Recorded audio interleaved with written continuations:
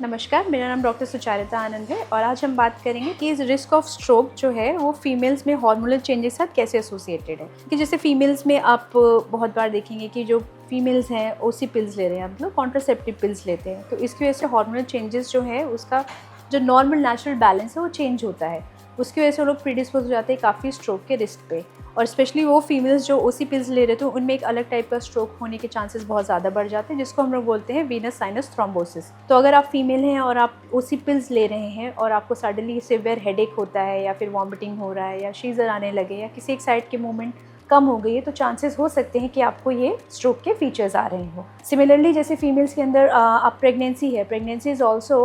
Hormonal change state, तो उसमें भी क्या होता है कि जो आपका रिस्क होता है स्ट्रोक का वो काफ़ी बढ़ जाता है, क्योंकि हार्मोनल के चेंजेस की वजह से आपका जो प्रोटेक्टिव हार्मोन्स है वो कम हो जाते हैं और जो रिस्क हार्मोन्स है फॉर स्ट्रोक वो ज़्यादा बढ़ जाते हैं। ऐसे पोस्ट मीनोपॉजल स्टेट में भी जो हार्मोनल डिसबैलेंस होता है उसकी वजह से भी जो रिस्क ऑफ स्ट्रोक है काफ़ी ज़्यादा हो जाता है। और फीमेल्स में देखा गया है कि स्ट्रेस बहुत कॉमनली मिलता है, मतलब compare to male population stress ज़्यादा होता है, लैक ऑफ स्लीप ज़्यादा होता है, फिजिकल एक्टिविटी ज़्यादा होती है और ओवरऑल अपनी हेल्थ को इग्नोर करते हैं, तो इसलिए जो रिस्क ऑफ स्ट्रोक है फीमेल में ज़्यादा हो जाता है। और अगर कोई फीमेल है जिसको बीपी की बीमारी है या फिर शुगर की बीमारी है, तो वो लोग यूजुअली उसे इग्नोर कर देते या उसका रेगुलर ट्रीटमेंट नहीं लेते, तो उसकी वजह से भी जो रिस्क ऑफ स्ट्रोक है फीमेल्स में ज़्यादा बढ़ता है। तो अगर आप फीमेल हैं तो अब सबसे पहले आपके लिए इंपॉर्टेंट है कि अपनी सेहत का ध्यान रखें, उसके बाद दूसरों के बारे में सोचिए।